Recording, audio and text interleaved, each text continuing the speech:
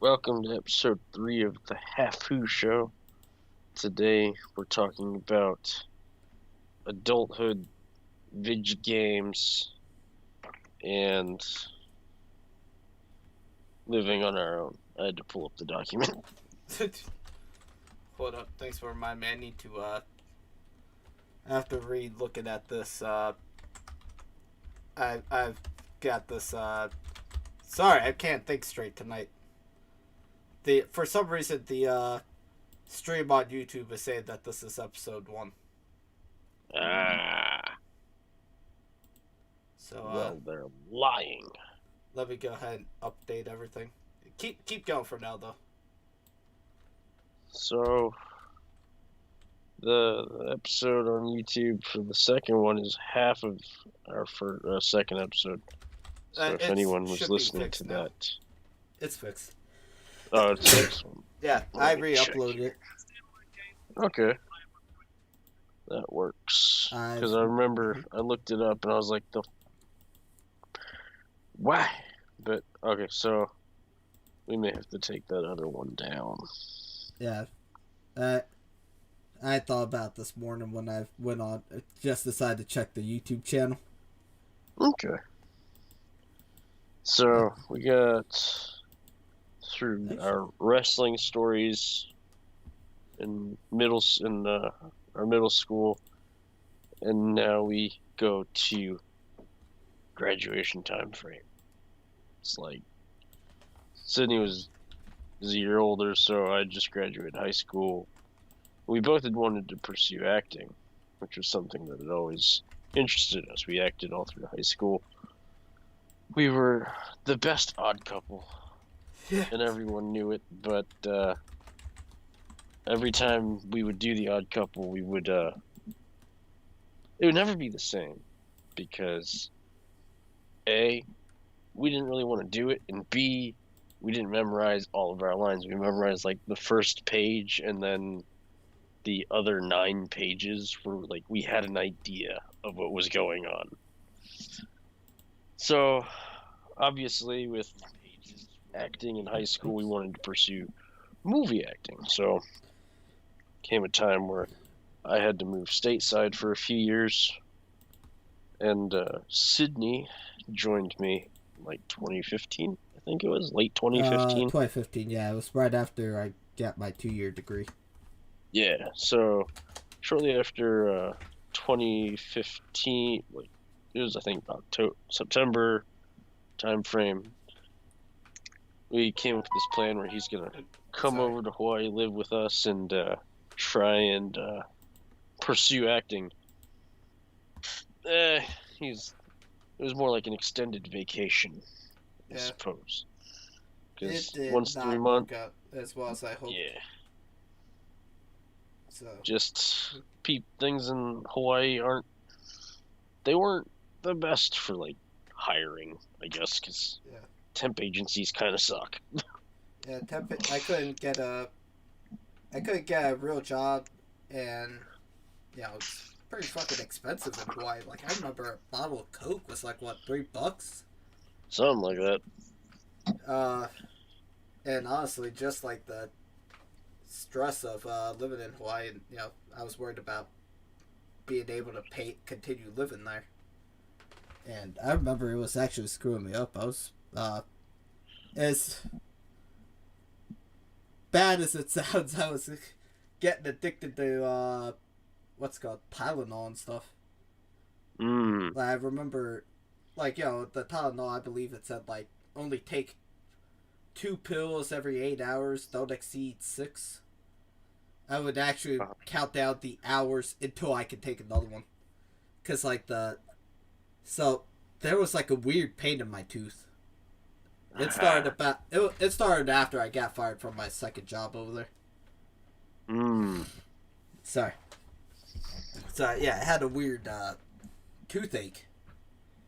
And it turned out to be because of, like I said, the stress of living there. It was just getting to the point where I was counting down the hours to take the next Tylenol pill. Yeah. After I made the decision to move back to Japan, immediately went away. Yeah, I think a lot of things, a lot of stress. Whenever you had lived in Japan your entire life, and then you move halfway across the world, live with your best friend and his family for a bit. It's kind of a culture shock and a half. You're away from your folks, so it just kind of made the transition a lot harder. So, and I never really had any kind of toothache from the stress and stuff. It was just sort of, after about a month in Hawaii, you see everything. So I just started staying inside because it was too fucking hot to walk around. And, I just didn't have anyone to really talk to until actually about the first year mark when I finally started making friends. But it's like, at first, it's like, yeah, I want to go see this shit. And then all of a sudden, you're kind of like, maybe not. Because after going to the same place 3 times, it gets old. But Sydney lived with us until like December time frame or something like that. Yeah, it Flew was back mid-December, something like that. yeah, it was like October to November, or sorry, October to December, I believe. Yeah, so that's when we originally started streaming, just to kind of see how that went. It was fun, streaming PlayStation games from a tiny little bedroom every once in a while. But like all things, when it came to streaming, if anything, we just kind of our normal lives just kind of caught up because once he left, it was kind of different because you can't. There's not that same energy, I suppose, when you're playing a game with someone. That and we just didn't know how to share a screen at PlayStation 4, and I still don't think you can do that. Yes Well, and no, I believe. They have like that play together mode or whatever. Yeah. That's like on an hour timer or something like that.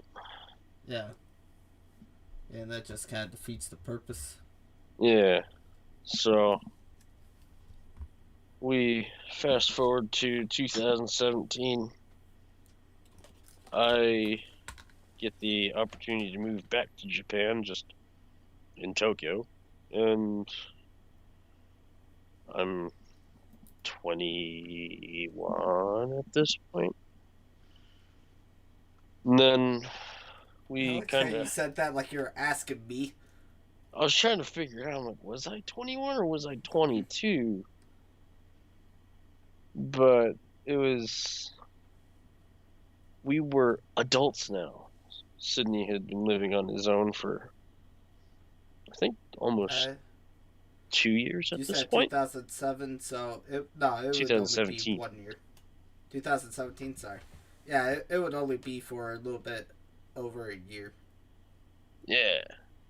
So Sydney can talk more about his experience of living on his own. That's all right. Go ahead and finish yours first. Well, I stayed with my folks up until last year when I had stable income and a stable job, and I was like, finally, I want to move out. So I got past my what's it called? So in Japan, certain jobs have a probationary period, can range from 6 months to a year, I think is what it was. My probationary period was 6 months, so up until that point, they can fire you whenever they want. They could just give you a letter saying, "Hey, we don't." It's like we don't think you're a fit. At the 6 month mark, so that at least you can put that you had a job in this period. 6 months is the minimum for having experience in a job in Japan when it comes to writing a resume. If you have less than 6 months, then they kind of just they don't really care. They're just like, it doesn't count. You could work at 7-Eleven for 3 months, and they're like, nope. And it doesn't hurt to put experience on there, obviously, like what you've done, just to kind of add some jobs to your portfolio there. But 6 months is like the minimum they want someone to hold a job, because odds are when you get that job, they may put you on a 6-month probation period. So I had gotten past my probationary period. This is mid-COVID, by the way. So, Japan was completely locked down for a while. Place of work was locked down. We were all teleworking, doing training and stuff online. And then June of last year, I finally got to, what's it called? I finally got to move out of my folks and live on my own for the first time. That was something wild. You live at home for a while. Everything's done for you. Your parents cook food, they buy the food and stuff like that. So adjusting to buying food and cooking on my own stuff was the first major hurdle. Because just like, holy crap, I am now a responsible adult. I have to, what's it called? I have to know how to cook, clean, do laundry, and buy groceries. And buying groceries for the first few months, I'm like, I don't know what I need. And then sometimes I would buy too little or too much, so I wouldn't use all of my stuff. And it took about maybe a month and a half, 2 months to finally get into the groove of buying what I needed. And then I ended up buying all of, I started being able to, think in my head, I'm only going to eat this much of this food. This is all I need. And that helped me with the next major thing is just, what's it called? Just being able to account for what you're going to be able to eat. Because if you buy too much food, you're wasting money. If you don't buy enough, you got to go back to the store after you get home. So June was the time frame that I moved out, and it was hot. Summer in Japan, a lot of people like to talk. Everyone I've met from Texas, Arizona, New Mexico, Florida, Georgia, they're like, oh, I can handle the heat. I can handle the heat. Then they come to Japan for a month and they're like, oh my God, what is this? When they say they can't handle, or they can handle the heat, they weren't exactly expecting Japanese heat where it's just completely wet and hot. So the best way I can explain a Japanese summer day, just a random summer day. Most southern states get to about 100 degrees average during the summer. It gets just below that, but we have a humidity factor of almost 80 to 95%. So imagine taking a super hot shower and then, you dry off and then you're like, oh, I forgot, if for me, I forget my glasses in the shower sometimes. So I get to my little living area and then I'm like, oh shit, I need to go get my glasses. And I walk back into the shower room. It's just hot. It's wet and you can't breathe because it's just it's just the best way is it's like you're trying to breathe in steam, I guess is the best way to put it. And a couple 2 weeks ago, back when the Olympics were going on, I read this little article where the Olympics, the coordinators or whatever, were upset or something with Japan because they said that this would be peak time to do athletic events. We're in the peak of summer. Tokyo gets to about 40 degrees Celsius, which is, I think, my math is right, 100 and something degrees. I think 102 or something like that. Maybe a little higher, maybe So but what was it? How much did they say? 40 degrees Celsius to Fahrenheit. 104. So Tokyo can get up to 104 degrees because it's all concrete and just the sheer amount of like vehicles. So you got all the exhaust, the heat from the exhaust coming up. I remember last year, the city literally just hosed down the entire roads just to try and cool down the city. It was getting to that point where people were just, I couldn't really go outside. They had to because they had to go to work. But the heat was just the thing that it got to the point where cities were just trying their best to cool it. So they got, I think it was like a bunch of, not fire trucks, but they got like vehicles that can shoot water or something like that. And they just wet the entire ground in hopes to bring down the temperature. And it worked. Not a lot, but it worked. But so the Olympic athletes were having to run in like 30, 32, which is, or like 34. It's like 30, it's like 92 degrees with really high humidity. So there's a lot. I don't know if it was people who got, I think it may have just been heat exhaustion. I don't think anyone got heat stroke, but they had to move certain events to like later in the evening when it was cooler, which is something from my understanding, which I wouldn't say is unheard of, but it's just uncommon that they have to move an event from like 12 p.m. to like 4 in the afternoon, just so that the athletes don't get too hot. But enough about the tangent. Back to living on our own. So my biggest problem was just doing everything for myself for the first time. I'd had practice. I'd do the laundry. Like, I'd had chores around the house. Do laundry, do dishes, and stuff like that. But now you're doing, because you have to, for, like, for your clothes. You want something to wear, you gotta wash it. So, to this day, I still do laundry almost every day. Just to kind of keep up with, especially in the summer, because when I walk to work, I wear one shirt to work and then I change.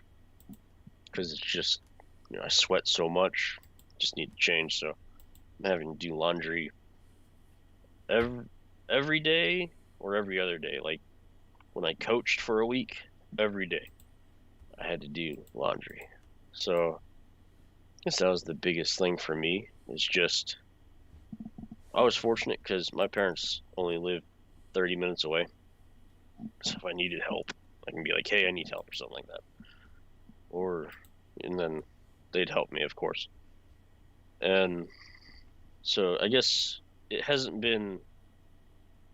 still a culture shock having to do everything on your own.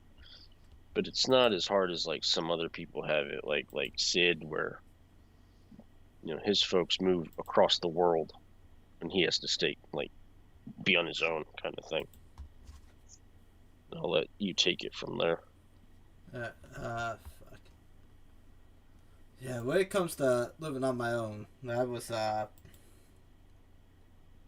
was it? So, I got back from Hawaii, and pretty much for about I was 20 I was 20 at the time, and I just started working. Or, I think 4 months after moving back from Hawaii, I started working, working full time. Mm-hmm. It was I don't want to say it was my first full-time job, because I've had a couple of those, but it wasn't, this is the first job that wasn't meant to be a temp job. Before I moved to Hawaii, I worked at, I was a burger flipper, we'll just say that. Uh-huh. Well, I was a cashier, then I was a pizza flipper, I guess, or pizza pusher, I guess is best to describe it. Mm-hmm. And, that's obviously a job you're not going to stick around with. Continued with college afterwards. Eventually moved on, started doing, worked in a warehouse. And if that's what I realized, just how hot Japan can get. Fuck. I'm trying not to cuss so much, but yeah, it was bad. Uh, there was no air conditioning or anything like that. It's just go in and work all day, and just outside the warehouse was 100 degrees. I think we had like a digital thermometer. I don't know how accurate they are. But we took a digital thermometer and put it in, like, left it on top of one of the tables. And it got up to like 40 degrees. Hold on, let me see how hot that is compared to Fahrenheit, just in case. 104. What's up? Yeah, 104. Or wait, I guess we did mention that earlier, didn't we? Yeah. Alright, sorry. Yeah. So, inside the warehouse, I don't know how hot that is. I don't know how much the warehouse Crazy is hot. affected, but yeah. Like, most of the times whenever I sweat at this point, I've never seen, like, the salt rings on my shirt until this day. Oh, and I was that one idiot that was running around in this hot warehouse with the black shirt. And, black shirts generally tend to attract way more heat. Yeah. Then after that, I was an English teacher for a little while for a Japanese school. They kind of screwed me around, but we'll touch more on that a little bit later. But Okay. they screwed me around. Then I went and worked at a grocery store, just bagging groceries. That one actually I made way more money working there than I did in most of my jobs at this point, surprisingly enough. But Really? yeah, like the let me get the calculator out. But over at the warehouse, I was making 900 yen an hour for 1 day's worth of work. Would be about $72. Meanwhile, over at the on a good day, I can make, or sorry, on a bad day, I'll make $50. That's not a whole hell of a lot, obviously. But on a good day, I'll make I remember the best day I had. I made like $150. Oh, dang. That's Yeah, pretty good. It's really good money at times. But it just depends on what day you go and how much customers show up. Because it's a tip-only job. That makes sense. Yeah, that's true. You're not getting paid by the hour. Yeah. And then after I graduated from college, we talked about it a little bit earlier. I went lived with you, tried to make something work. Because at that point, I was thinking, all right, look, there's a lot of issues I had mentally at this point. I don't know if this might go more towards the alienation, so I might save that for a little bit later. But yeah, I've had a lot of mental issues at this point, and I was thinking, all right, well, maybe the issues where I live, maybe the problems I'm living in a tiny, not tiny compared to some of the cities I've seen in Japan, but yeah, I'm living in like just how do I say it? Yeah, I'm living in a small city, and I'm already I'm a hikikomori. What would that be in Japanese? Or in English? Shut-in, basically. Yeah. Like, we'll go with that. I was basically shut-in at this point. This is in Japan, right? This is in Japan. Yeah. So I'm thinking, all right, maybe my issue is, where I'm at. Mainly because the alienation and stuff. Like I said, I'll save that for when we actually get to it. Maybe I just need to get out of Japan, go to America, and start fresh. I speak English way better than I can Japanese, so that might be the problem. Well, that turned out to kind of blow up in my face, obviously. I go over there, kind of like lollygag for about, a month? Yep. Or no, sorry, about 2 weeks. Found a job. Alright, this is going great. Then I get fired. Alright, well, crap, that's a minor setback. Get another job. Fired in the first 5 hours I'm there. Well, Jesus. But, Fucking temp agencies, man. It's not even just temp agencies. One of those jobs that I obviously stopped caring halfway through. Or not halfway through, but I stopped caring after a week. Like, now that I've got a little bit more, I've matured a lot. Just because you're an adult at 18 doesn't mean you're an adult, if that makes sense. Yeah. You know, like, Just you're because not. the government sees you as an adult doesn't mean you actually are. Just because the government says you're mature enough to make your own decisions doesn't mean you're actually mature. I guess is what I should have said. But, yeah, so I was immature at the time. I'm not gonna deny that. So, excuse me.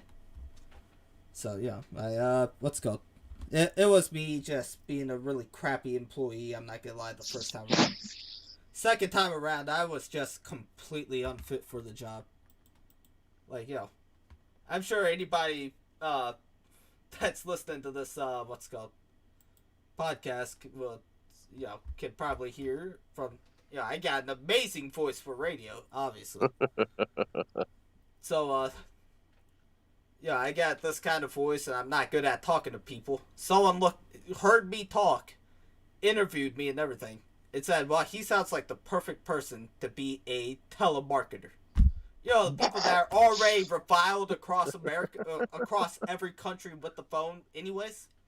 Let's just put a guy with a damn that sounding voice on the other end. Obviously, it didn't work. That's why I'm not in Hawaii currently. And that caused a lot of stress. Like, fuck, I couldn't even make it in America. I'm in a whole other country. What the fuck do I do here? And at that point, I'm like, fuck it. The main thing that really made me decide to come back to Japan was my dog. So while I was working as a telemarketer, they had you sit. All right, so this is how it works. Right, they have a, like a normal, crappy computer setup. And they just run some program that generates a random phone number, and you just talk to them, and you just call them up. So, but the background for the said computer was a Labrador, or a Labrador Retriever, Black Lab specifically. I had a Black Lab. Which was what your dog was. Yeah. Labby the Black Lab, or Labby the Labrador. Yeah. I know, it's such a fantastic name for a dog. Well, you were only like 8 or 9 when you came up with 11 when you came up with the name, so yeah. That, and I wasn't expecting to have a girl dog at the time.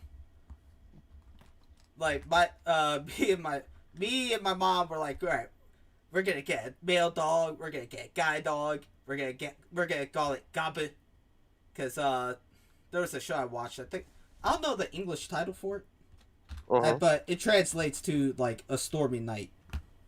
It was about a wolf and a lamb that like run into an abandoned house during a storm, and they talk and have a good old time. They don't know the other's wolf or sheep yet. And then when they meet each other, they're like, oh crap, you were something I'm supposed to be scared of and or eat. Then they become friends. But the name of the wolf was Gabbit.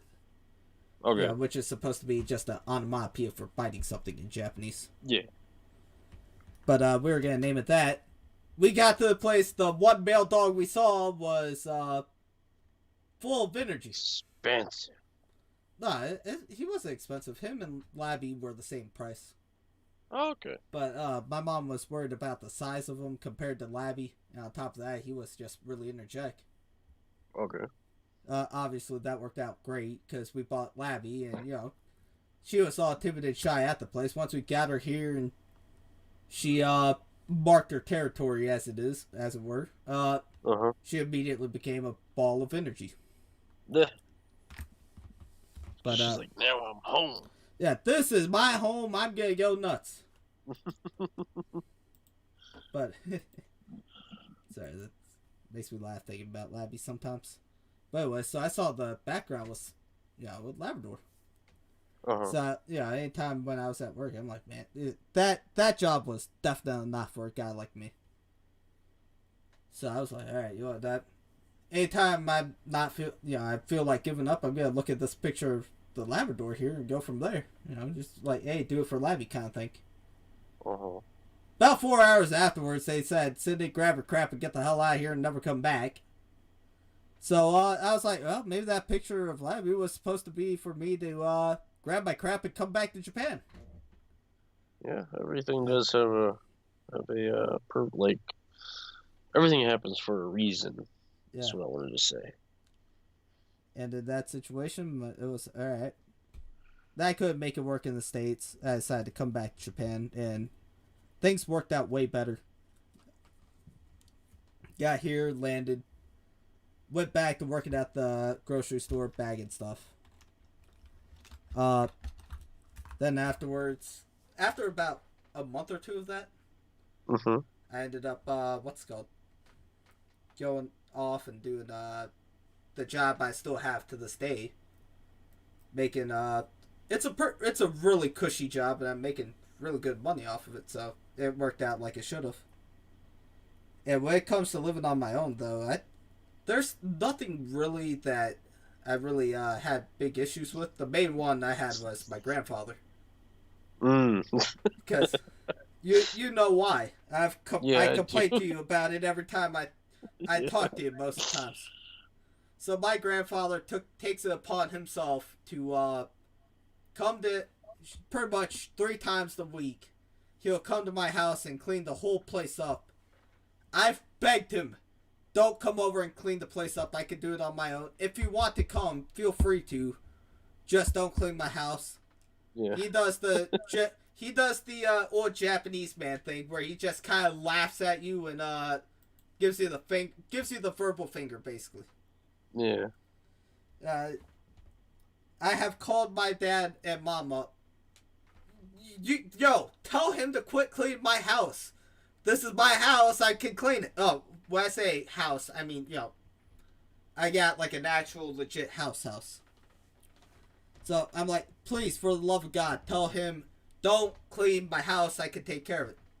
Well, right. Since he's old, he's retired, he needs to constantly work. If you tell him to quit cleaning the place, he's gonna die. Alright, well, I guess that kind of puts me between a rock and a hard place. Jeez. They just pull out the big guns. They're just like, if he doesn't do this, he'll die. Just like, what? Yeah, just immediately, he will die. Alright, I guess by default, I have to let him do it. But the one time I actually did legitimately need his help was when my dog died. That, as I mentioned earlier, I had mental issues, and this just kind of amplified it even more. Yeah. And I was actually in a pretty bad place for I would say about a year. Yeah, I remember me and Ricky would hop on almost every day just to kind of make sure you're doing all right, because there's only so much I can do, because I lived in the States at the time, and then I was able to get on. Our times were fairly easy to get on. Yeah, I suppose it was like a 5-hour difference. 5-hour difference. Yeah, we were 5 hours ahead, a day behind. So I can hop on at at midnight, and it'd be 7 o'clock for Sydney, and then we would talk for 2 hours or whatever, and then I'd go to bed, and he'd go and do something. It was like 9 o'clock usually when I got off. So, yeah, I remember that was a rough time for you, just trying to deal with everything. Yeah. And then after about a year, this place was an absolute mess. I'm not gonna lie. It stayed like that until my parents came to visit. Luckily they helped me fix this place up, and I haven't had very many issues, at least with the living on my own aspect since then. The main stuff I still struggle with it now is the when you're half Japanese, you're never really Japanese. Like that. I can see that. That's the best I can describe it.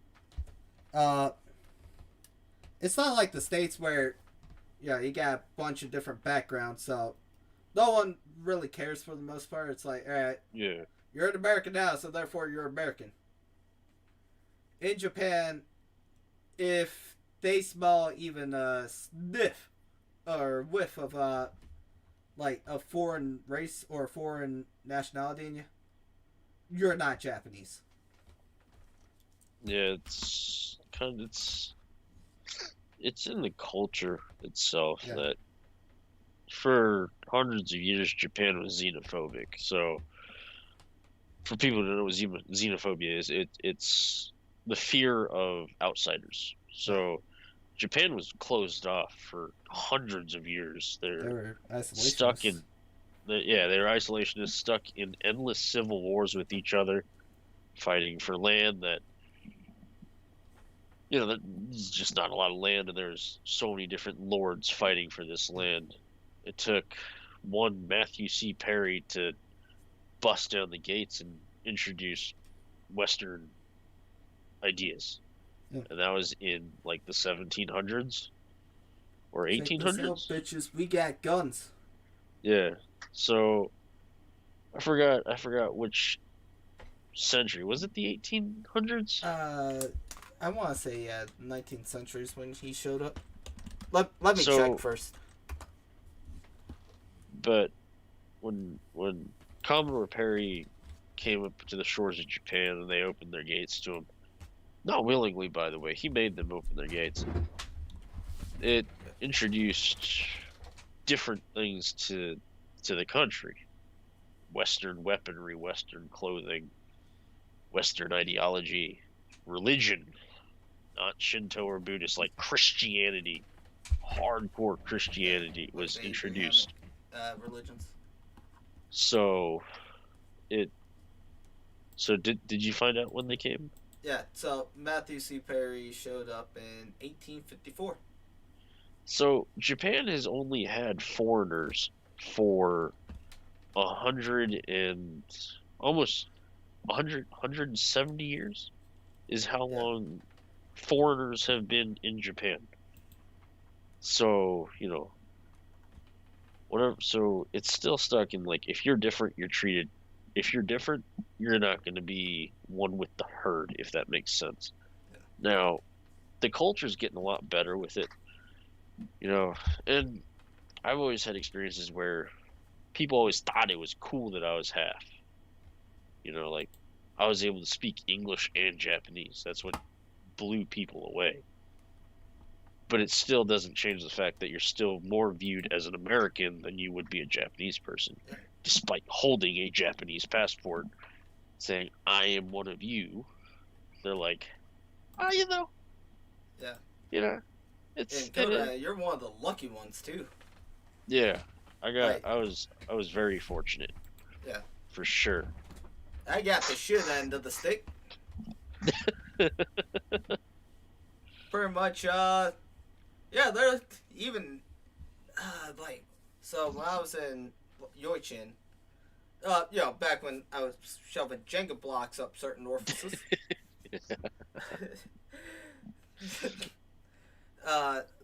we kind of touched upon it, but I don't think we actually fully talked about it, but, and if I remember correctly, we talked about how it's more or less kind of like driven out of that school.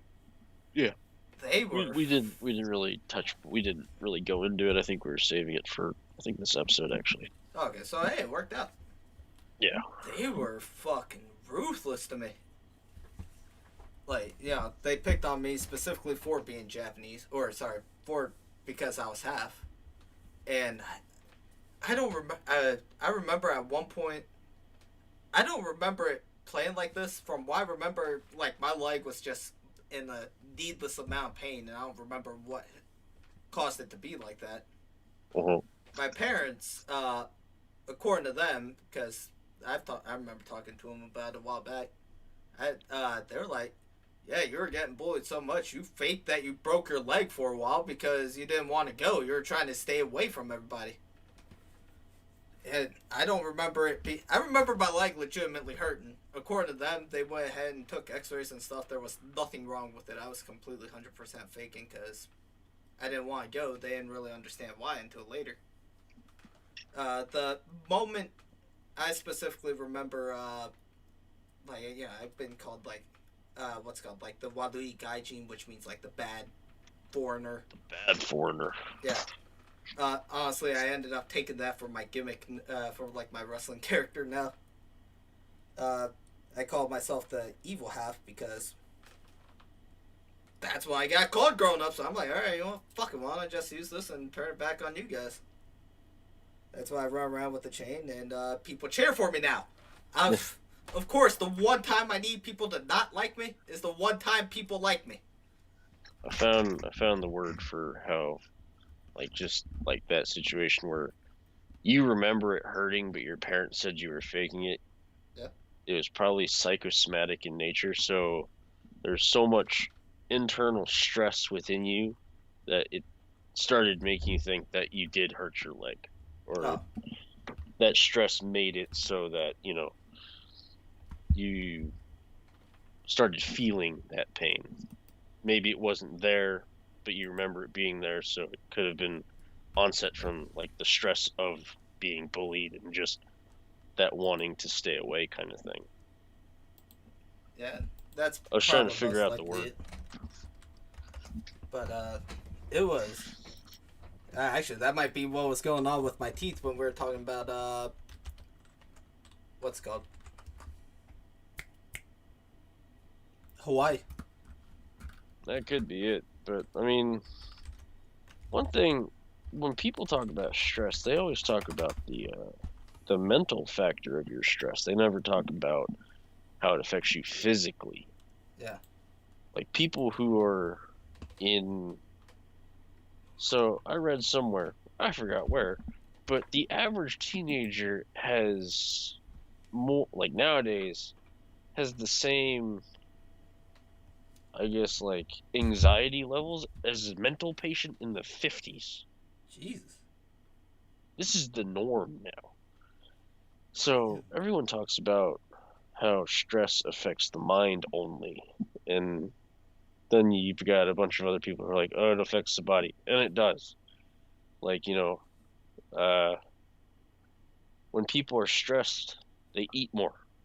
Their body produces cortisol, which is the stress hormone, which is fat soluble. So it's hard to burn. It's hard to lose weight when you're stressed.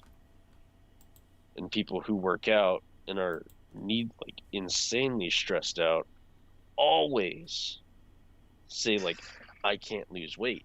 And it's not because, you know, your body won't let you lose weight. It's probably because of the cortisol levels in your body are elevated, making you eat more, offsetting your workout kind of thing, from my understanding. So that explains a lot. We'll get to that. So, you know, as a half in Japan, I love Japan. Everything about it, I love it. It's got its flaws, like every place. It's got its flaws. You know, it's not exactly, well, now it's starting to become more foreigner friendly, but you still have that group of people who don't consider you Japanese. More and more people now have started considering me Japanese, despite me being half. They still see me more as American because of my mannerisms. I wasn't raised to just say yes, yes, yes, yes, yes. You know, kind of like most other people. Me and you were raised by American dads. We were told, you know, don't just say yes. You know, just question what you're being told. Don't just blindly follow. Oh man, I can tell you stories about that. So it gets to a point where, you know, if you don't have people who are like you around you, so in this case half kids, this is the Hafu Show. You know, Sydney and I were fortunate. We met each other at a very young age, so we were, for the most part, we've always had each other.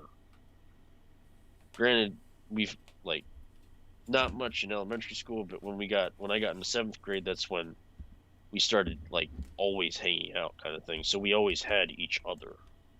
So it was able to offset that feeling of not belonging, I suppose, because, you know, some old people still look at half kids like, they shouldn't, Look at half these kids shouldn't be a thing, abominations. right? Get these abominations out of here. We don't want these people here, kind of thing. So it's always good to have that support system, and I think that's the thing I like most about, like, despite like all the odds, people treating you like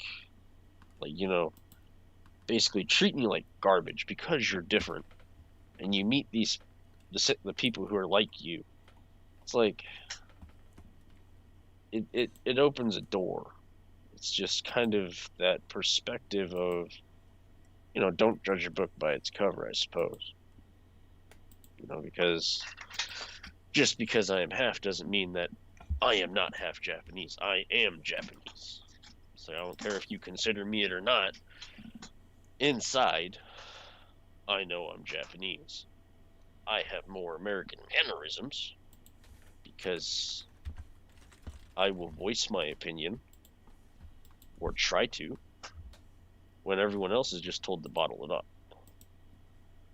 So, for me, most of the alienation came from when I moved. When I moved to the States, that is. I felt alienated. I was, granted, Hawaii has a huge Japanese population. Most of the Japanese population haven't even stepped foot in Japan. They're raised in the U.S. their entire lives. So just, I guess, not being around Japanese people, like how I grew up, alienated me from people, because it's like I haven't always been great at meeting new people. It's something that I don't really care to do. I don't go out of my way to meet new people. I've tried in recent years, but back when I moved, I didn't want anything to do with it. I just wanted to come back to Japan. So I became, like Sydney said, a shut-in. I stayed at home when my folks went and did stuff when we got our apartment, or like our little townhome. I stayed home. Like, my parents would go somewhere, they'd ask if I want to go. I'm like, no, I'm gonna stay home. I'm like, okay. And it was like that from 2000, late 2000, like early 2015 to mid 2016, when I finally got a part-time job and I started going out more. Now, I still went out and like got out of the house every once in a while, but I was usually never hanging out with anyone. I was either going to the movie theater to watch something, or like going to a store just to kind of look around at the game section or whatever. Like if my folks were going to Target, I'd go with them, kind of thing. If they went to Honolulu, I'd go with them every once in a while. But up until 2016, I stayed a shut-in. Well, maybe more like late 2015. Once after you left is when I started trying to go out more. But up until that point, I was just doing school, and I stayed inside my house. Didn't do much. I didn't experience as much as I should have while living in the States. I didn't. And still, one of my regrets is I didn't do more. All of my exploration started late 2016 when I started making friends and we started going places. They started taking me places on the island. And then I moved back a year later, kind of thing. It's this like, there's still a part of me that's like, damn, it's like I could have met these people a year earlier, kind of thing. But because of my mentality of, this is my form of defiance, I want to go back to Japan, kind of thing, it took away from more experiences that I could have had. So now, like, after I came back, and then, I started doing, like, I did some volunteer work for a year, And then when I finally landed this job, I'm like, when I make friends, I'm gonna do shit with them. I'm gonna hang out with them because I'm not gonna make the same mistake I made in Hawaii, where I was like, because now I'm in Tokyo, like I want to go back down south. I found myself back into that mental state of I want to go somewhere else. It's just like, no, no, no, take it easy. You know, it's that time will come. I will come back when I come back. I will return to my home prefecture when the time is right. But for now, I need to experience what I can with all the state of emergency things going on in Tokyo area. Can't really do much because everything closes so early, and I get off kind of late. So it's just, even during COVID, after things started returning to some normalcy, things started opening more. Restaurants were starting to actually serve alcohol again, kind of thing. I started going out more. And I think that was the biggest lesson that I pulled from Hawaii, is because it wasn't that I was alienated from the culture of the US. It was almost like self-alienation. I forced myself into a position where I alienated myself. When really, I should have been out there, like, actually exploring the islands and, just kind of living in the moment instead of living for a future that I knew would come again, kind of thing. So, our two alienations they're different, but they're also similar, I feel. I would say the end result is definitely the same. Yeah. Because, so, yeah, I got both. I actually legit got my ass kicked when I was in Yoichin and stuff. Mm-hmm. Like, I was like 5, or like 4 or 5, and like nowadays, if now as an adult, I'm 26 right now. If a 27-year-old were to try to fight me, it's really not going to make much of a excuse me. It's not really going to be much different. But when you're 5 and a 6-year-old's beating you up, it's way different than it would be now. Like that one age difference, way different. Or 1 year gap is way, a little bit different. Sorry, that can't form my words. But so I got like the crap kicked out of me. And my dad, he actually saw it. He just happened to be like coming to pick me up, and he saw what was going on. And I don't know how Japanese parents are, but my old man was pissed. Is definitely an American dad. We'll go with that. He was getting into the like yelling at people, getting in the teacher's face. Oh man, I feel bad for this lady, but because I feel bad for her, but at the same time, I'm pretty sure way worse would have happened. But he was getting all this 6'4" American just getting into the face of this. I'm just gonna assume 5'2" lady because of what happened. Again, her as a Yoichin teacher should have been a little bit more proactive instead of seeing a 5-year-old stomping or a 6-year-old stomping on a 4-year-old and think, oh yeah, this is fine. But so that happened, and then eventually that was the point when I kind of started isolating myself. And at this point, I lived 45. Once I actually started going to American school, I just lived way too far away from anybody to really actually be able to hang out, which caused even more issues when you're a kid that age. And it's kind of like what you said about the whole stress and stuff, making it hard to lose weight. Yeah. Honestly, after you said that, I wouldn't be too surprised if that's one of the issues I've had, because it wasn't until I still have weight issues now, but like up until about what I was, we'll just say 24, because I don't remember off the top of my head. Up until I was 24, I would say I was not morbidly obese, but what's one step above it, like super Moderately morbidly obese. No, I mean like worse. I believe One it's step over morbidly obese. Yeah, I think it there's was nothing like higher than morbidly obese. I thought it was like super morbidly obese. Hella super morbidly obese. I don't know, man. Now that's just slang. Alright, hold up. Okay, yeah, so it is called super morbidly obese, I believe. But basically, I was like, what, 5'2", or sorry, 5 foot.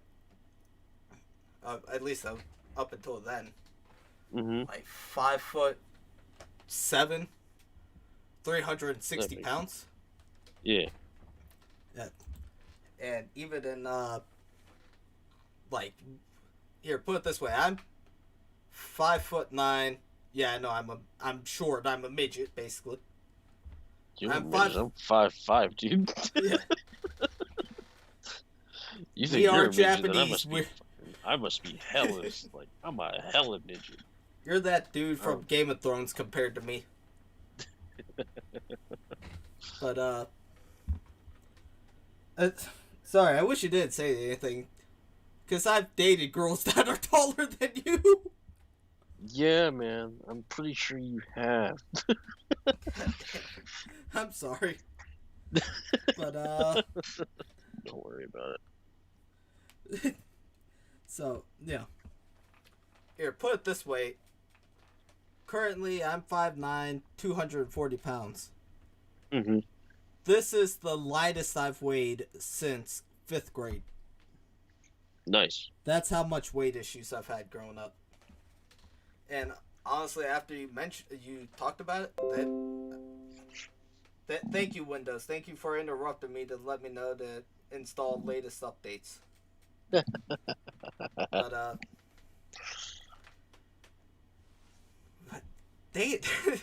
that Windows threw me off. But after you mentioned about like the alienation and the stress, that would explain, that could explain where some of my eating habits came from. Like I said, it's way better now. I'm definitely in way better shape than I was when I was in 5th grade. I can't believe I can say that.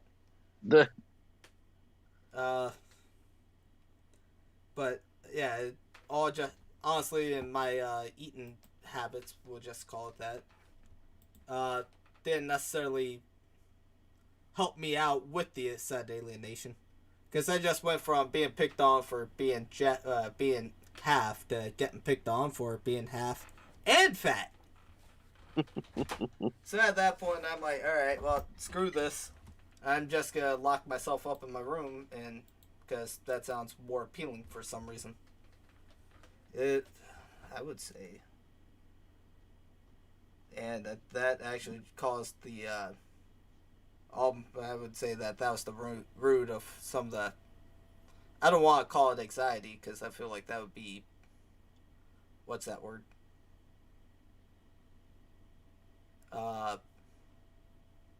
That would sell anxiety short, I guess, is the best I could describe it.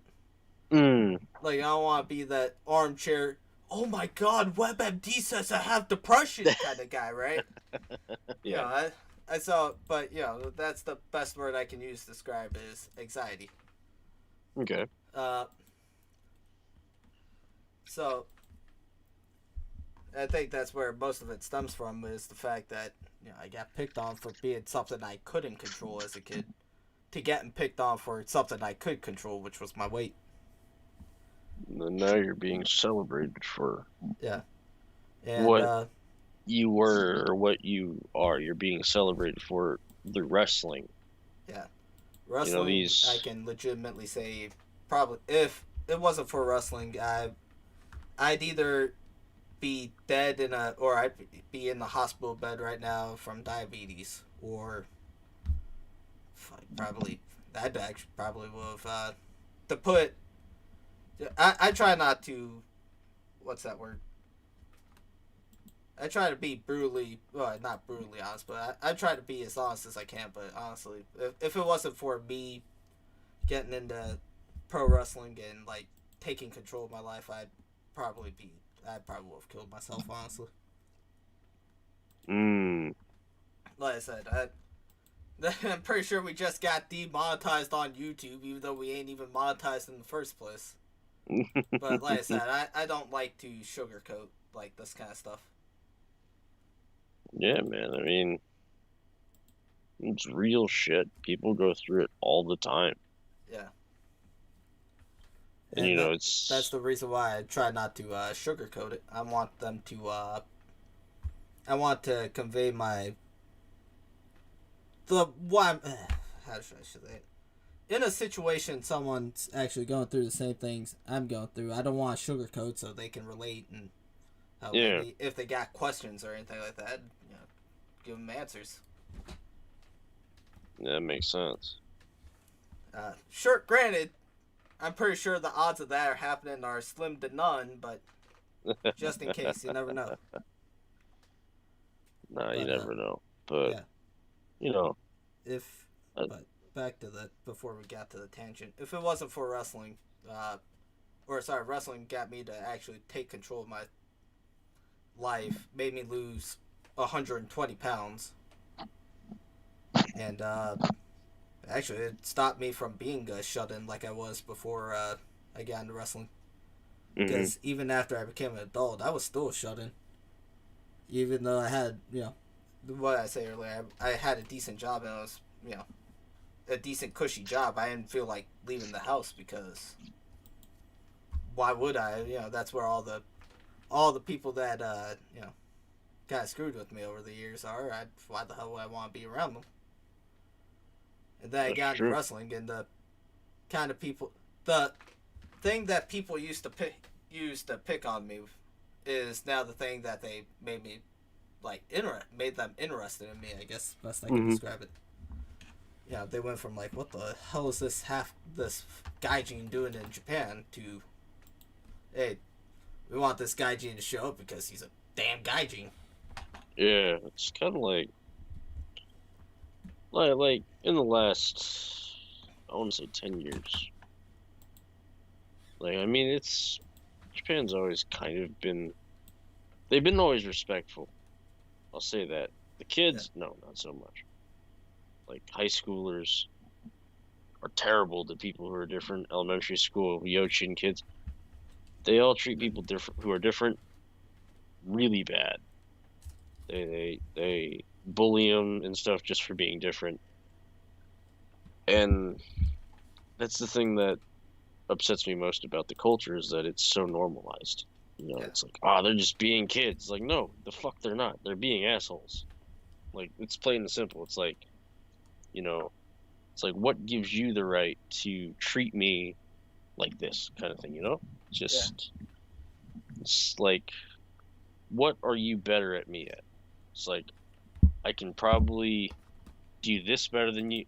You can list off things that you can probably do better than everyone else, and they'll just go quiet. It's just like, I may be different, but when push comes to shove, it's like I I can do got more this, I can do this, I can do testosterone. exactly. It's like you got I got more muscle mass, I got more testosterone. I can do different things, It's like I'm not I'm not gonna just say yes to my boss, Granted, it's your boss, but I'm not just gonna blindly follow. I'm going to figure out why my boss wants me to do it a certain way and voice my opinion. It's just to put it in a sense, we have more balls than a lot of people Yeah. simply because we don't care like how we're perceived, I suppose. Sure, we want to be seen as good people always. We want to be seen as good people, understanding people. But at the end of the day, we also don't want to be considered a pushover, because when you become a pushover, that's when people start taking advantage of you. So, which is why it's one of those things where you gotta take control of your life. You gotta take control of the situation. And now the very thing that you were bullied for is literally the reason people cheer for you. Yeah. Now it's just like the same people who treated you so poorly are probably in a dead-end job and hate their lives.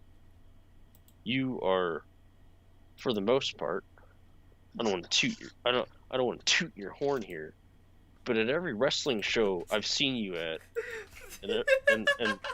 and every other place I've seen you, you're always being cheered for. People always want to talk to you. I'm like, bitch, this is my best friend. Go away, kind of thing. I'm sorry, I didn't mean to laugh, but when you said "toot my horn," that just sounded dirty. I'll toot your horn any day. Highway to the danger zone. But you know, it's that same thing where it's just like, fuck. You know, you're in a place that you didn't think you'd be. You've always wanted to do wrestling. Ever since I've known you, you've always had that dream in the back of your head. I want to be in a band, or I want to be a wrestler, kind of thing. You've always wanted to be an athlete or a performer, for the most part. Yeah. And now I'm doing both. Exactly. Now you're doing both, and you're getting recognized for it. So the very same people who, what's it called? And I wouldn't be surprised if some of the people that treat you like shit are cheering for you. I wouldn't be surprised. With the amount of shows that you've done, you know, granted, they're for smaller companies, but I'm pretty sure there's several, I'd say, maybe a couple thousand, because each show, I think, maybe has like 300 people, maybe. I don't know. The biggest crowd I've done was 600. So easily 1,000 people. Like, yeah. You have reached more than 1,000 people, and more than 1,000 people are rooting for you now. Yeah. When you swing that big ass fucking chain you decided to buy, that's 20 pounds. Yeah. all because of a joke, no less. Right? And you may want to explain the joke. All right. So when I first started wrestling, I was just gonna go with the whole Alabama thing because that's where I'm from. That's why I guess I should start off with that too. So they tried to give me a gimmick because I was doing some yard work one day. On the day I was supposed to have a meeting, whenever I was doing yard work, I'm dressed up in like the traditional redneck uniform, we'll call it. I had a t-shirt or like a white t-shirt on with the overalls. Wait, no, yeah, overalls. Sorry, I get overalls and coveralls confused all the time. Sorry, so I show up to the. Alright, so I'm doing yard work in the overalls. Yeah, I think it was like mowing the lawn or something. I just happened to look at the clock. Oh crap! I don't have time to take a shower. You know what, screw it. I'll just go dressed in the overalls. Walk in. You're wrestling in that now. And it kind of evolved from there. But from you're wrestling in overalls now to you're wrestling in what's it called? You're wrestling with a chain around your neck on top of the overalls. So when this dude said chain, he was talking like just a normal chain you get at a NAFCO or what's it called in the States? Yeah, hardware store. He was not expecting me to go and look up a powerlifting chain, which is about 20 pounds, and it's 5/8 of an inch thick. Because he wanted a chain that I can use to just hit people in the middle of a match if need be. Getting hit with the chain sucks. I'm not gonna sugarcoat it. It hurts. Uh-huh. It hurts with the normal, like, chain you get at a hardware store. It's even worse when it's 5/8 of an inch. And I got yelled at for that. But now you just bring it everywhere. It's great. Yeah. It's one of the things that I always, every time I go to Kitakushu for a match. Hey, you did bring your chain today, right? Yes, I did bring my chain. It's got part of the character now. Although, I did go to one match without it once. How'd that go? It still went good regardless, but it just didn't feel the same. That didn't Because have that as chain much has energy. become like an extension of yourself. Yeah. Basically, the chain has become a character in itself. Especially when you almost killed someone with it. When you swung it and you hit the you threw it. Oh, that happened twice. I nearly killed 2 cameramen. I nearly killed 2 cameramen and damn near gave myself a concussion. Just throwing the chain and then it just hits the one of the turnbuckles and what's it go? Luckily it caught it, but you almost hit the man filming you. Yeah. The first time was I saw the camera guy right there, and I was like, you know what, this is gonna be great. This is gonna look good on camera. Whap! To land like maybe an inch away from the camera.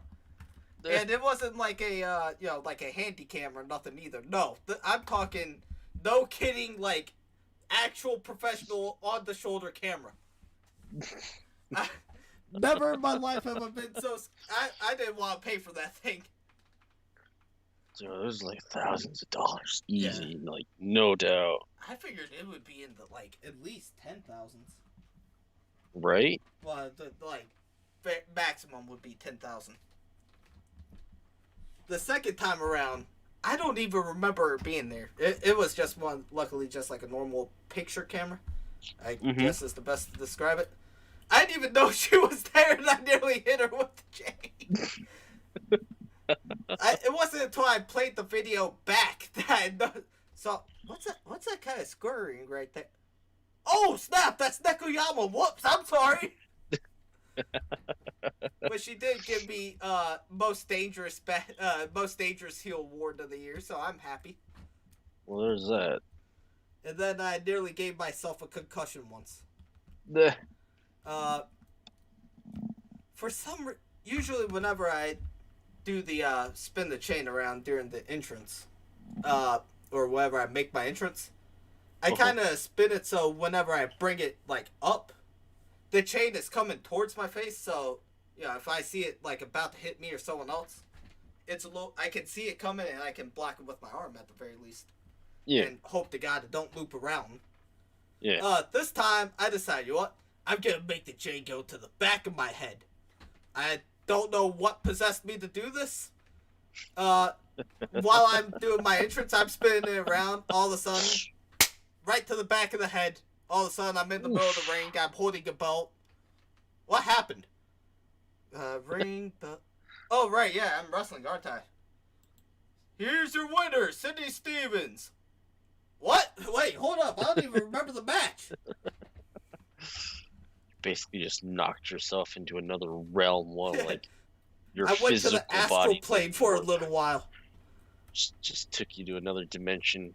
Just your body took over, and then next thing you know, your body's like did its job. You won, and you're just in like, the fuck just happened? Because a minute ago, I just hit my head. Actually, speaking of wrestling in Alienation, I got called white trash in the middle of a match once. Really? Yeah. Who's calling you white trash? I can only imagine a Japanese person. White trash. He said with a decent, like, normal American Asian accent is the best I can describe it. Because this dude's been living in Vegas for, I think he said 10 years by this point. But he's a famous wrestler, I guess. I don't want to say I guess. I don't want to disrespect the guy, but I know he wrestled for like Chikara and some of the other bigger companies in America. Oh, nice. But it's a guy named Kikutaro, right? Mm-hmm. He told me beforehand he was gonna do it. Obviously, he's like, "See, I'm gonna call you white trash. It's gonna be great." Ah, yeah, whatever. I'm thinking nothing of it. I thought he was joking. In the middle of the match, Sydney, you're white trash. No, hold up now. Wait a minute. Back up. What?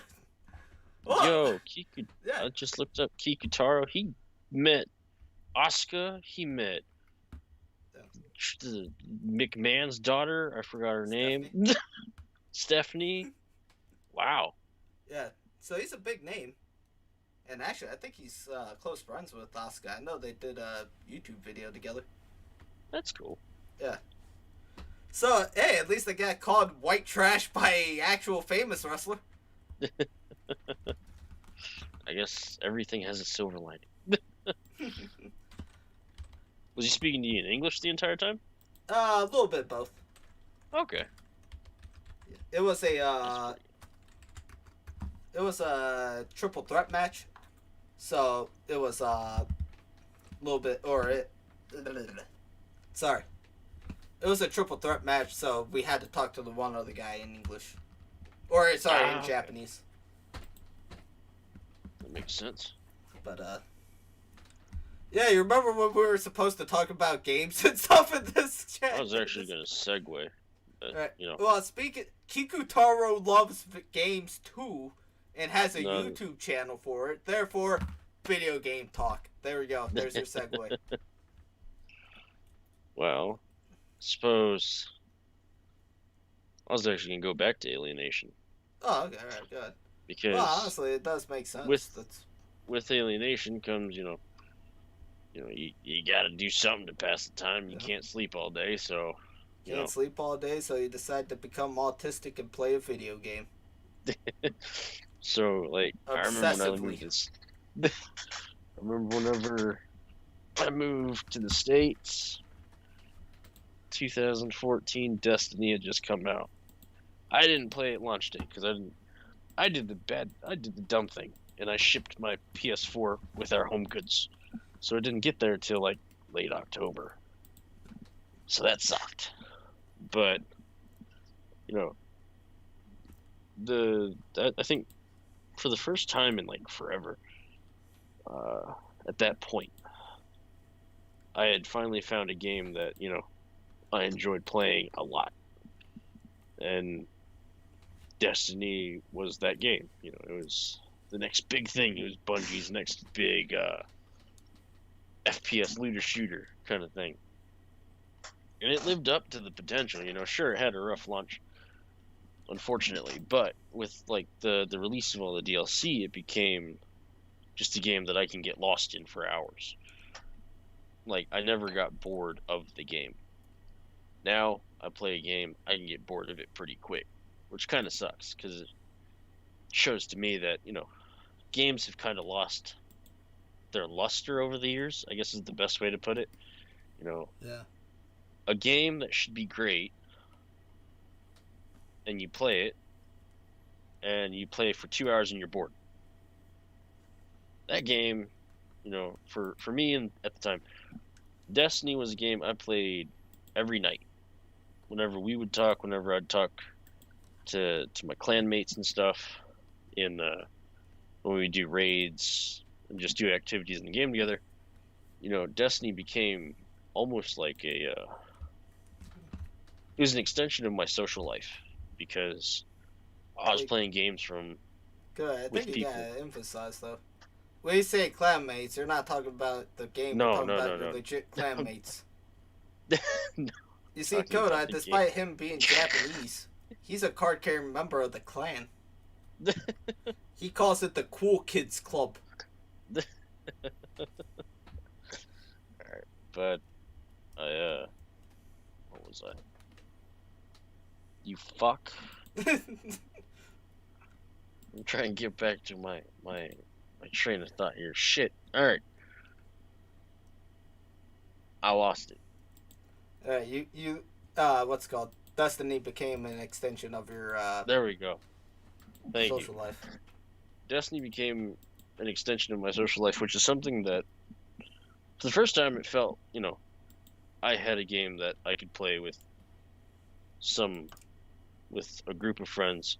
Me and you, we'd play a different game, a little game called League of Legends. But Yeah. but with Destiny, you know, for like the however long I played a day, a couple hours a day, it would, I'd get over the mic and I'd talk to people who lived in Japan, who lived in what's it called on the mainland, like the mainland of the U.S. And we would just play games together. We would just play and do all these raids together, and it was a nice escape. It was something that provided me with a really good escape from being thousands of miles from my friends and family. Because with that, it felt like my friends were just down the street. We were just playing on online together, kind of thing. And so I played Destiny faithfully for 3 years. I played through everything the game had to offer, and then I continued to play up until the second game released, in which I poured more hours into, but it lost what the first game had, and I still don't know what it lost, because it's basically it's the same formula, different map. The story is like an actual story now, but it just lost what the first game had. So fast forward to actually last year when what's it called? Ghost of Tsushima released on PlayStation. Made from the guys who made Sly Cooper. They came out with this phenomenal samurai game. Like it takes place in Kyushu, because that's where Tsushima is. It's off the coast of Nagasaki, and it's during the Mongol invasion. So the Mongols take over, and you play as the protagonist who's fighting off the Mongols. The game's score was fantastic. The art direction was great. The story was really like something that I got lost in, and I sunk so many hours into that. And then whenever the multiplayer DLC dropped, it took me back to that time where I played Destiny. I played with 3 friends that I'd met over here, and we just play the Legends game mode. And it now that I actually had a social life, I couldn't spend as much time on the game, but when I was on the game, it was I'd put aside a day just to play it. Then when I finally beat it, I beat it again, because I just thought it was a really good game. So I'm gonna let Sydney talk about his obsessions that he developed over. When did that other one get? 2019 that what's it called came out? Code Vein? Was it 2000? Yeah, it was, wasn't it? I think it was like June of 2019 or something where Code Vein came out. Yeah.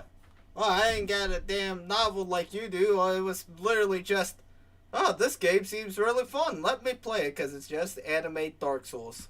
What I got was anime Dark Souls. Except with a bunch of edgy, early mid-2000s edginess. And by God, was it glorious. Like, the only thing that was missing was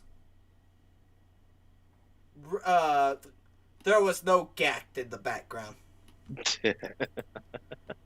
If Gact was screaming redemption at the top of his lungs, that game would have been a 10 out of 10.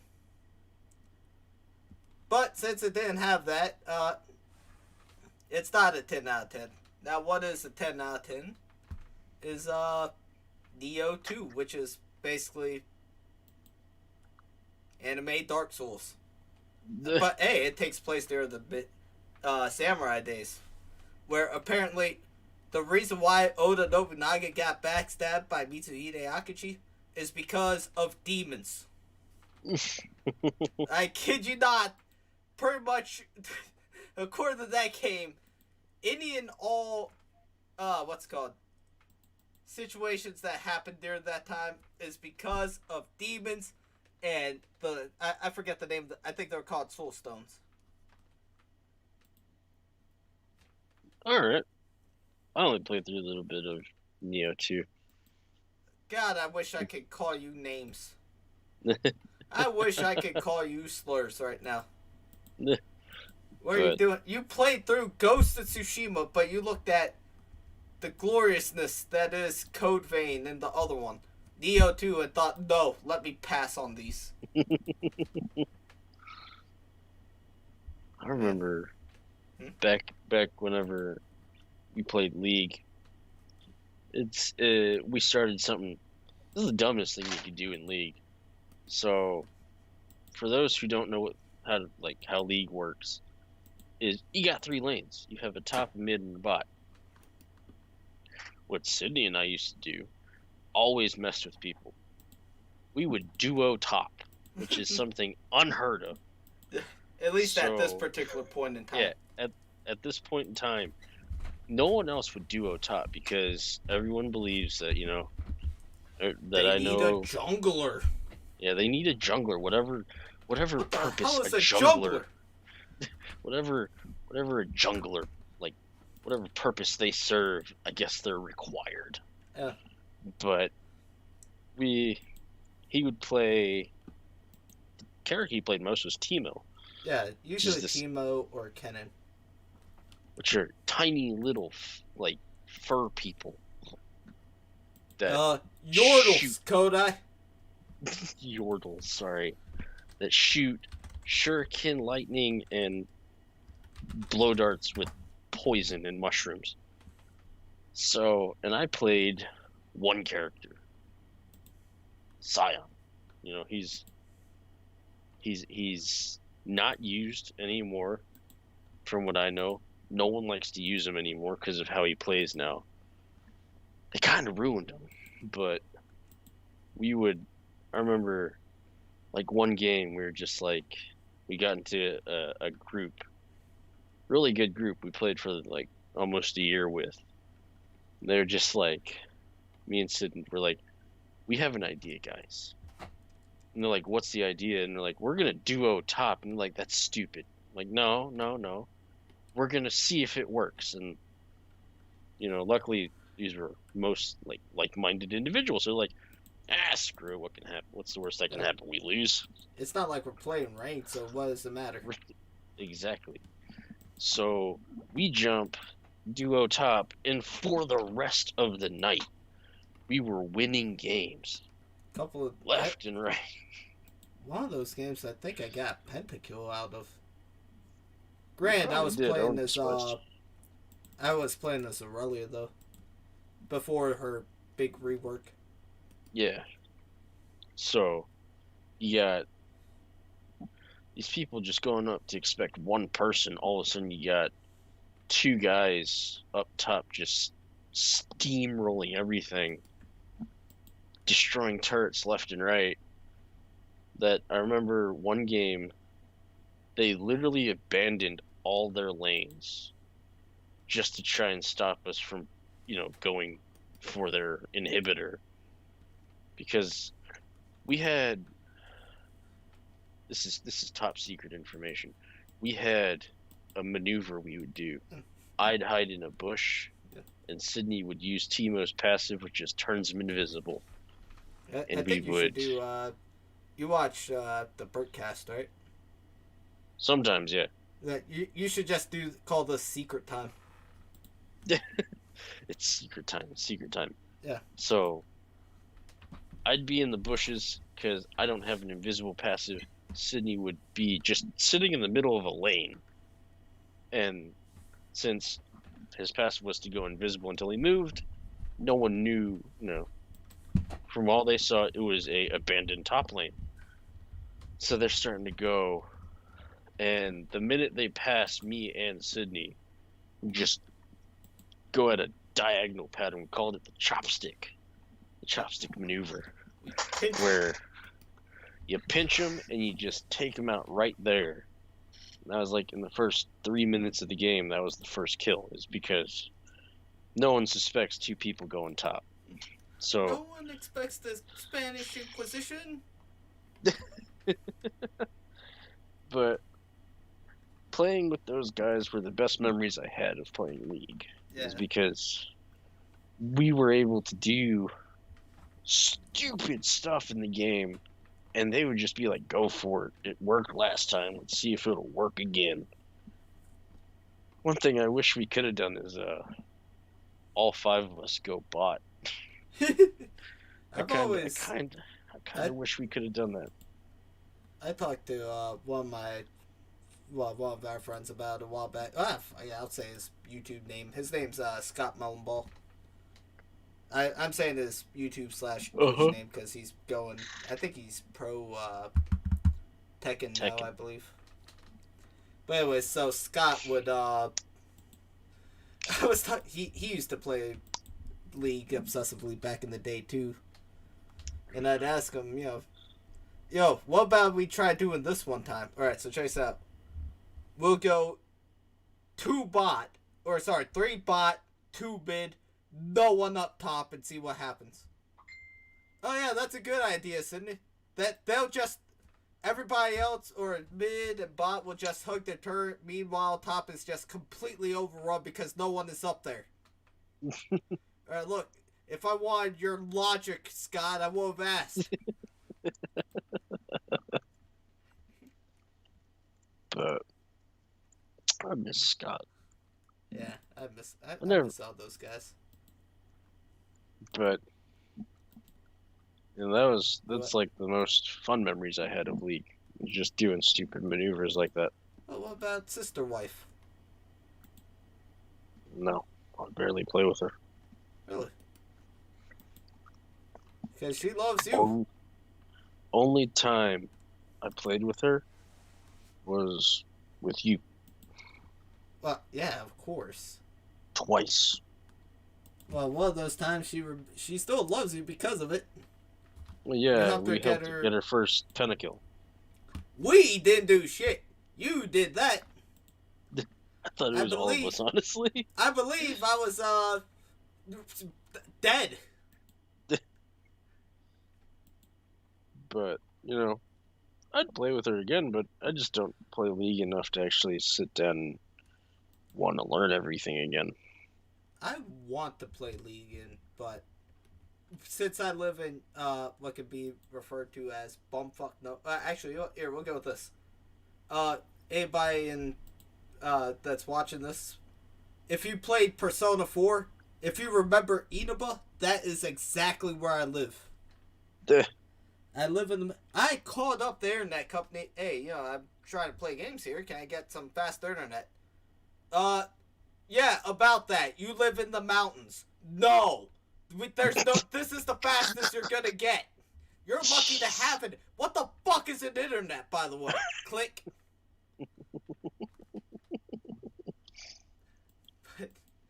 Yeah, I kid you not. I called those people up. Hey, can I get faster internet? Yeah, look, we get thousands of these calls a day. With where you live, we can't. There's no satellites or anything like that up there. This is the fastest you're gonna get. So I'm playing League at like 250 ping and wonder why I get killed anytime I play Zarya and I miss all my skill shots because of the lag. It's hard to believe that 200 milliseconds can ruin something like that. Well, yeah, because it's a half a second, half a second delay. Like, it's like the first time I've ever put into perspective is like, ping is just milliseconds, right? Generally that's how it's measured, yeah. Like, I remember one time you had like 900 ping. Oh, that was awful. The game was unplayable because you just kept dying. think I was still in the States when you got that ping too. Yeah, and that was with the good internet. Right? Yeah, I love Hawaii internet. Alright, cool. 60 ping, there ain't gonna be no delay whatsoever. If anything, I'll be faster than everybody else. Not 2 minutes Nope. later. 900 ping, can't do nothing. Ari's just staring at me like, so I'm gonna die because you ain't got no internet. That sounds about right.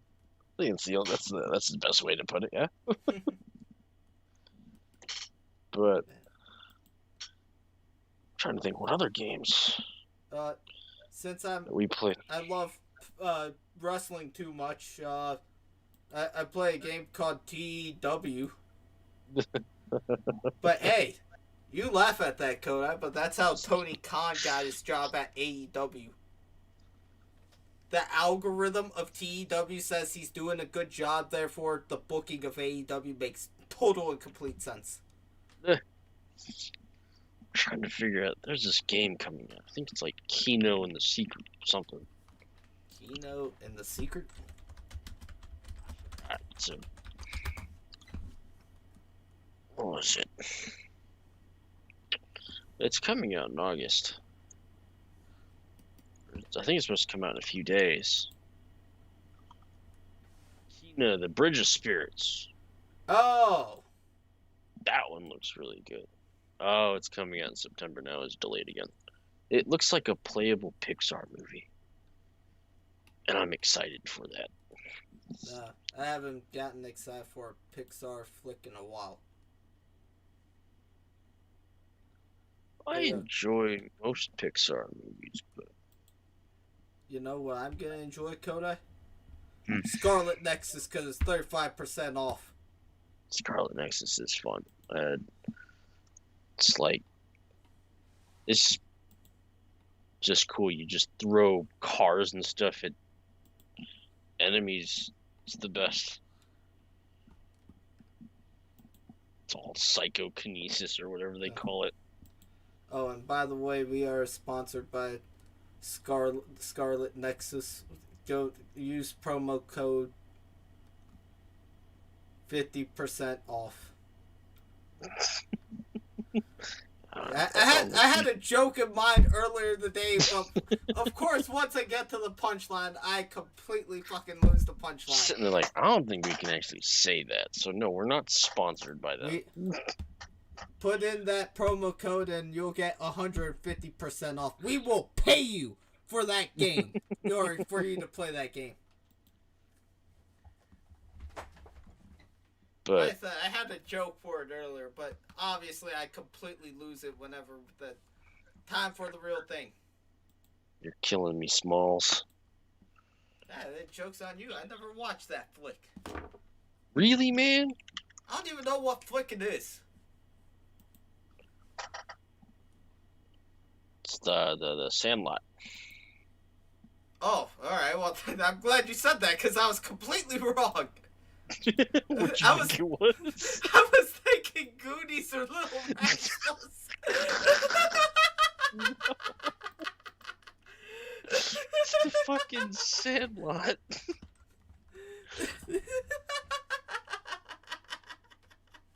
Yeah, I'm glad you... Yeah, I was completely... I don't even know who was in Sandlot. Who was in the Sandlot? Let's see. Let me see. I didn't even realize it was such a recent flick either. 1993. So. I don't know any of these actors. Yeah, I don't either. I just remember them. Wait, no, I take that back. I know Bill. Mainly because he's played by one of my favorite comedians. Bill. I'm trying to find. Which comedian? Oh, Dennis Leary? Yeah.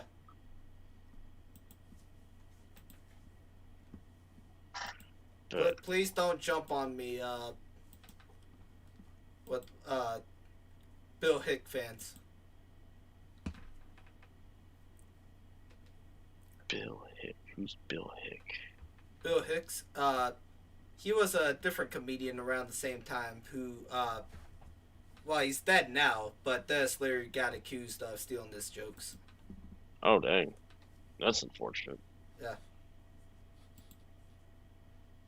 What the? Yo, did you hear about the new Civilization like game that came out Yeah, called Humankind? Humankind.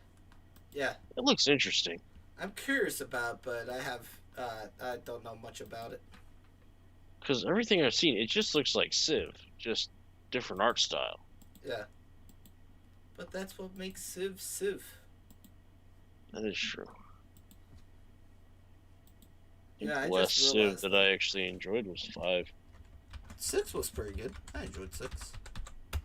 Although I I just remember, I realized. watched you play 6. I watched you play 6, but I never actually played through 6. Uh, that's the best part about Civilization. You never played through it. Just keep going. Yeah. I remember I actually used to be legitimately addicted to that game. I remember when I was still in high school, like the first night I got it. I think it was Civ 4 or Civ 5. Probably Civ 5. Or no, sorry, probably Civ 4. I started playing it about like 8 o'clock at night. Mm-hmm. And didn't quit playing until 5 o'clock the next morning. Oh, dang. I went to the toilet and, while I was washing my hands, I just happened to look up at the clock.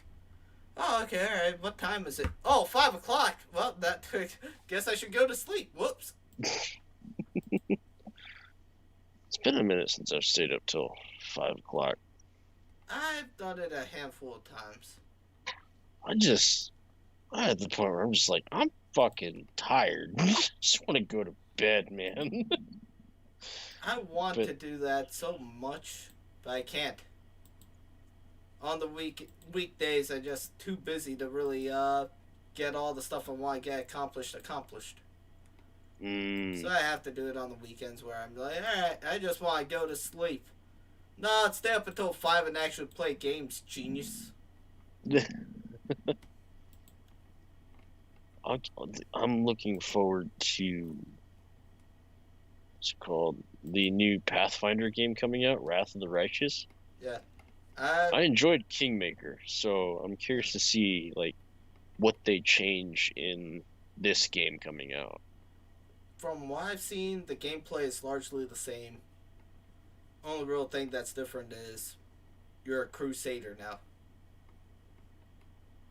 I wonder if it's gonna still have the same. No, it wouldn't make sense to have the same mechanics as Kingmaker. No, you don't run a kingdom, I believe. I should know all this by heart. I freaking paid for the Kickstarter. I forgot that was a Kickstarter game, wasn't it? Yeah. Which I never really understood why. The first game was wildly popular, so I don't know why they needed a Kickstarter. Yeah, you cheap bastards. But I mean, I think a Kickstarter is the safest way to ensure that your game remains what you envision it. Because if you go to like developers like Square or EA or whatever, just any of the major developers, they're gonna make you change your vision from. At least that's how I would think that they work. I'm not sure in this situation. So Kickstarter, I think that may have been the safer call because maybe they have ideas that, a game developer wouldn't let them do that they wanted to do. So they would rather. They still, well, as far as is the way it was explained to me, they actually do have a, what's that word? Well, their publisher in the relatively loosest of terms was obviously Game Workshop. Actually, I think that is their publisher. Games Workshop, yeah, because it's a Games Workshop IP. Yeah, but they actually do have their hands in it pretty deep. They want it to be really? as faithful as they can make it, I believe. I can see how that, it is their product that they'd like it to. With. Yeah. I just hope that it's like, it's not to the point where what's it called? What's the word? It's like it not endangers their vision of the game, but I forgot the word. I just hope that whenever they make when they made it, they kept that in mind. Yeah. I mean, they did it with Kingmaker, so I want to see why they wouldn't do it with Path of the Righteous. Or Wrath of the Righteous, sorry. I'm looking forward to it regardless. Because I paid $120 or so for that piece of crap. And so it better be good. Yeah, why did you pay so much for it? I wanted all the goodies. Oh, like DLC and shit? I think I got DLC. They're sending me like a t-shirt and stuff too. I think they're sending me like a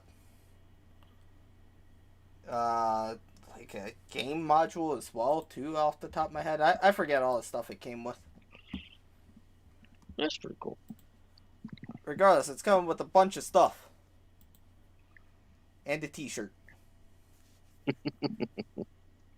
I also paid for Eiyuden Chronicles too, so that one better be in the mail too. Eiyuden Chronicles. Yeah, it's made by some of the people that worked on the first two Suikoden games. Oh. And Suikoden 5 is one of my favorite games of all time, so of course I'm gonna get it. Suikoden 4 was awful though. What's the Eiyuden what Chronicles? Eiyuden. Okay. That was another Kickstarter? Yeah. Oh. But I found something you might be interested in. Hold on one second. I'm gonna share screen. Yo, even the art style looks exactly like Suikoden. Yeah. Here's something you might be interested in. Here you go.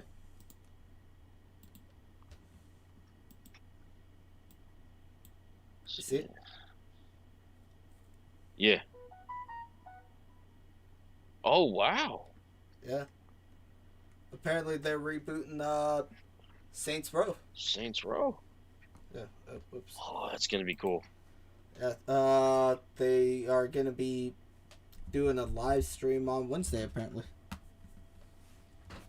Ooh.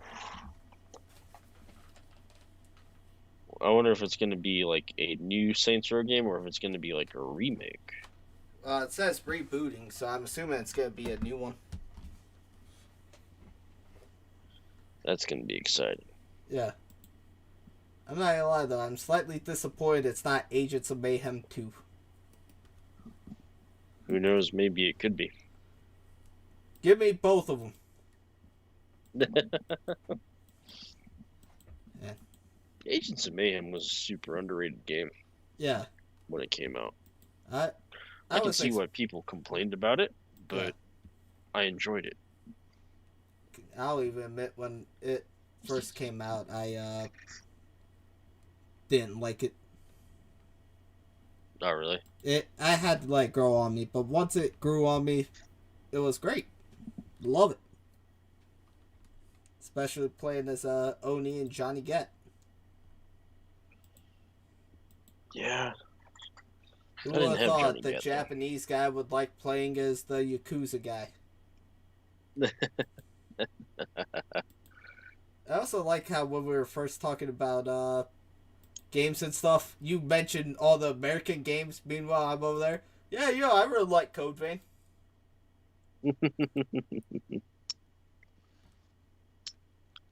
Yeah. Bandai Namco. I love Bandai. I love Namco. Have they always been one company? Nah. I could have sworn they were separate. They were. Okay. I just wanted to make sure I wasn't going crazy because I was like, I don't think they were always Bandai Namco. Yeah. I think they fused sometime between where we're youngins in now. That makes sense. But we've been going on for almost 2 hours. Want to call it quits? Yeah, we can. Alright, well, before we end the stream, I would just like to read this little passage of a manga I found here. Alright, it's got... can't believe I'm gonna be saying this out loud. This guy dog can't do it with 2 males.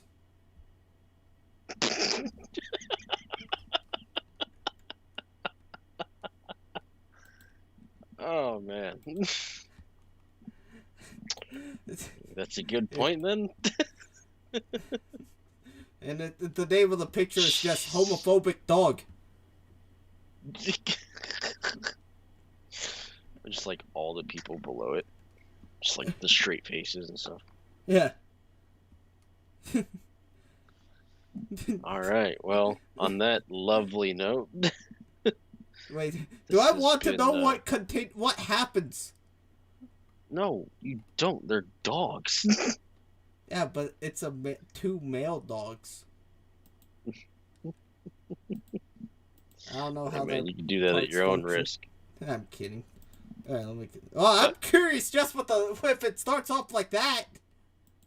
This has been episode 3 of the Hafu Show. Actually, before I do that, might as well give out shout-outs and stuff too. Alright. I think there's only one. Shout out to Pochi on the YouTube chat. YouTube. Alright, just because they wrote a bunch. They wrote basically. I'll translate for you. They wrote basically they're studying English, so they kind of are asking us to talk a little bit slower so they can pick it up a little bit easier. They enjoyed it. Okay. All that good stuff. So shout outs to next them. Time we'll talk a little slower next time. And should we shout out the people that actually followed us on Twitter too? Or Twitter, Snap, sorry. Twitch? Sure. I mean, I don't think it's really changed, has it? I don't think we ever did a shout out though. We did. Did we? Yeah. Oh, okay then. Alright, you know what? Screw it then. Shout outs to Academy Impossible because anytime we go live, I always see their name in there. Yeah. Shout outs to you, homie. Nah, just kidding. But thank you though. Thanks everybody for watching. This was fun. Please tune in again next week where we talk about mental health, the way we were perceived and worth ethic. Yeah, 2 of the 3 things we touched upon already tonight. Whoops. Yeah. All right. Well, I'll have to change episode 4's topics. All right, we'll figure something out. Yeah, we'll figure something out. Yeah. All joking aside, thank you guys for watching. Please tune in again. Yes, thank you. See you guys. Good night. Good night.